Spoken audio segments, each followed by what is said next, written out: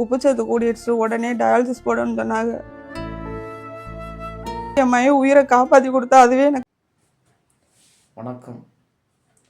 நேற்றைய தினம் ஃபேஸ்புக்கு ஒரு வீடியோ ஒன்றை பதிவிட்டார்கள். அந்த வீடியோ அது எப்போ பதிவிட்டார்கள் என்று தெரியவில்லை. ஆனால் தற்போது தான் அந்த வீடியோவை நான் பார்த்தேன். பரமக்குடி அருகில் ஒரு 13 வயது தம்பிக்கு உப்புச்சத்தினுடைய குறைபாடால் அந்த 2 கிட்னியும் செயலிழந்திருக்கிறது. அந்த தாயினுடைய கதறல், கண்ணீர், அழுகை, இதை தாண்டி அந்த தம்பியினுடைய வலி, வேதனை, அவனுடைய பார்வையில் மிகப்பெரிய ஒரு ஏக்கத்தை நான் பார்த்தேன். தன்னுடைய சகா மாணவர்கள் பள்ளிக்கு செல்கிற பொழுது என்னால் பள்ளிக்கு செல்ல முடியவில்லையே என்று சொல்லி ஒரு ஏக்கம். எல்லா பள்ளி மாணவர்களும் தன்னுடைய வீட்டு பக்கத்திலே தெருவிலே விளையாடுகிற பொழுது என்னால் விளையாட முடியவில்லையே என்று சொல்லி இன்னொரு ஏக்கம். இன்னொன்று, நமக்கு இப்படி ஒரு கொடுமையான ஒரு வியாதி இருக்கிறது, நம்ம என்ன செய்ய போகிறோம்? நம்ம குடும்பத்திற்கும் நம்மளை மருத்துவத்தில் செலவழித்து பார்ப்பதற்கு போதிய பணம் கிடையாது. நாம் இன்னும் எத்தனை நாள் வாழப் போகிறோம்? எத்தனை நாள் நம்ம இருக்க போகிறோம்? நம்முடைய பெற்றோர்களை விற்று, இந்த ஊரை விற்று நாம் பிரிந்து போக போகிறோமா என்று சொல்லி ஒவ்வொரு நாளும் அந்த தம்பியினுடைய ஒரு ஏக்கம், அவன் எப்படி நினைத்து கொண்டிருப்பான்? இந்த தம்பியை பார்க்குற பொழுது என்னுடைய பையனை பார்த்தது போல, என்னுடைய பையனுக்கு இப்படி நிலைமை இருந்தால் நான் எப்படி வேதனைப்படுவேன்?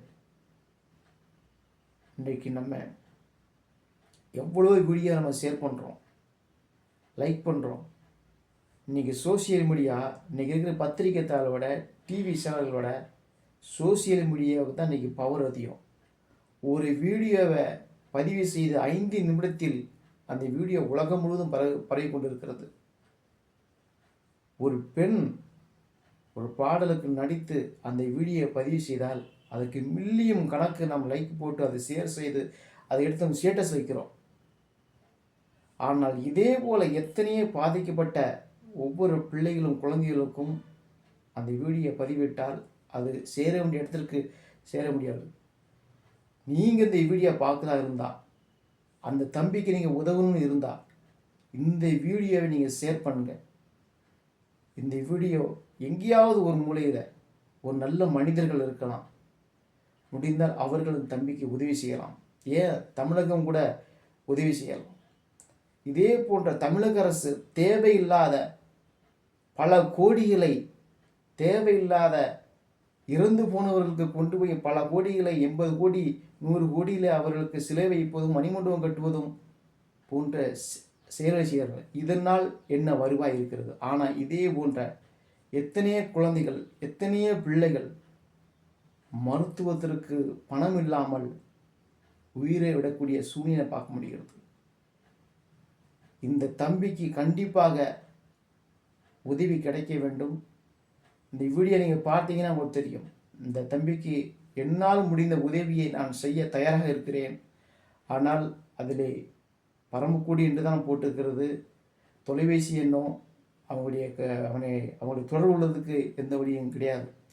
ஒருவேளை இந்த வீடியோவை யாராவது அவர்கள் உங்களுக்கு தெரிந்திருந்தால் கண்டிப்பாக தொலைபேசி எண்ணை பதிவு செய்யுங்கள். முடிந்த அளவிற்கு இந்த வீடியோவை நாம் எல்லாரும் கவனத்துக்கும் கொண்டு வர வேண்டும். அந்த தம்பிக்கு ஒரு உதவி கிடைக்க வேண்டும். அந்த தம்பி இந்த பூமியில் நீண்ட நாள் வாழ வேண்டும். என்னோட ஆசை, உங்களுடைய ஆசையும் அதுவாக இருக்கட்டும். அந்த வீடியோ பார்க்கலாம் வாங்க. வணக்கம்.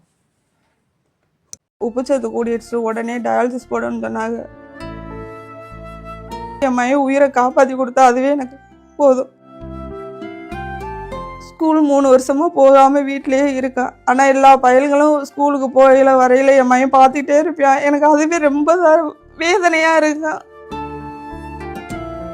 அப்போ ஒரு தடவை சொன்னேன், என்னையோட படிக்காதவங்களாம் பாஸ் ஆகிட்டாங்கம்மா, என்னால் நான் இப்போ எக்ஸாம் எழுதிருந்தா பாஸ் ஆகிருப்பேன், என்னை எழுத விட மாட்டேன்ட்டாங்க அப்படின்னு சொல்லி உயிர் போகிறது மாதிரி இருக்கும். ஒன்றுமே என்னால் சொல்லவும் முடியாது. 2 சிறுநீரகமும் பழுதான நிலையில் 16 வயது மகனை காப்பாற்ற விவசாய கூலி தொழிலாளி தம்பதியினர் போராடி வருகின்றனர். 10ஆம் வகுப்பு படித்த ஹரிசுதனுக்கு உப்பு சத்து காரணமாக 2 சிறுநீரகங்களும் பழுதாகிவிட்டன. தாயாரின் சிறுநீரகமும் பொருந்தவில்லை, மாற்று சிறுநீரகமும் கிடைக்கவில்லை. மாதத்திற்கு 60,000 ரூபாய் செலவு செய்து டயாலிசிஸ் மற்றும் மருந்துகள் வாங்கி அவர் உயிரை காப்பாற்றி வருகின்றனர். அவர் வயதை ஒட்டிய சிறுவர்கள் ஆடி ஓடி விளையாடுகையில் உடல் நலம் பாதித்த நிலையில் வேடிக்கை பார்த்தபடி வேதனையுடன் தவிப்பதைக் கண்டு பெற்றோர் கண்ணீர் விட்டு கதறும் சம்பவம் மனதை உடைக்கிறது. பேரு கலைச்செல்வி, எங்கள் வீட்டுக்கார் பேர் கருப்பையா. எனக்கு 2 பசங்க இருக்காங்க, ஒரு பொண்ணு ஒரு பையனும். என் மகனுக்கு உப்புச்சத்து கூடிடுச்சுன்னு சொல்லிட்டு நாங்கள் யதார்த்தமாக தான் டெஸ்ட்டுக்கு போனோம். உப்புச்சத்து கூடிடுச்சு, உடனே டயாலிசிஸ் போடணும்னு சொன்னாங்க. உடனே எனக்கு எதுவுமே தெரியாது, போனால் போட்டுட்டாங்க. போட்டதை அங்கேருந்து முடியாமல் திருப்பி மதுரைக்கு கொண்டு வந்தோம். மதுரையிலேருந்து அப்புறம் இப்போ பரமக்குடிக்கு மாற்றிட்டோம். சின்ன பையனாக இருக்குன்னு எங்களால் அலைய முடியலைன்னு. ஆனால் எங்களுக்கு காசு அதிகமாக செலவாகுதுன்னு ஜிஹெச்சுக்கு போகணும்னாலும் முடியாது போல இருக்குது. அதனால நாங்கள் இங்கேயே பண்ணிக்கிட்டு இருக்கோம். எப்படியும் மாதத்துக்கு 50 ரூபா 60 ரூபா வந்துடும் ஊசி மாத்திரைக்கு மட்டும். மறுக திடீர்னு முடியாமல் வந்துடும், அதுக்கு அட்மிஷன் போட்டோம்னா அது 50 ரூபாய்க்கு மேலே வந்துடும். எங்களால் எதுவுமே சமாளிக்கவே முடியல. அதனால் கவர்மெண்ட் ஏதாவது என் மகன் உயிரை காப்பாற்றி கொடுத்தா அதுவே எனக்கு போதும். ஸ்கூல் 3 வருஷமாக போகாமல் வீட்டிலேயே இருக்கான். ஆனால் எல்லா பயல்களும் ஸ்கூலுக்கு போகையில் வரையில் என் மகன் பார்த்துக்கிட்டே இருப்பான். எனக்கு அதுவே ரொம்ப வேதனையாக இருக்கான். ஒன்றுமே என்னால் சொல்லவே முடியாது. அப்போ ஒரு தடவை சொன்னேன், என்னையோட படிக்காதவங்களாம் பாஸ் ஆகிட்டாங்கம்மா, என்னால் நான் இப்போ எக்ஸாம் எழுதிருந்தா பாஸ் ஆகிருப்பேன், என்னை எழுத விட மாட்டேன்ட்டாங்க அப்படின்னு சொல்லி ஒவ்வொரு நாளும் ஏதாவது சொல்லல எனக்கே உயிர் போகிறது மாதிரி இருக்கும். ஒன்றுமே என்னால் சொல்லவும் முடியாது.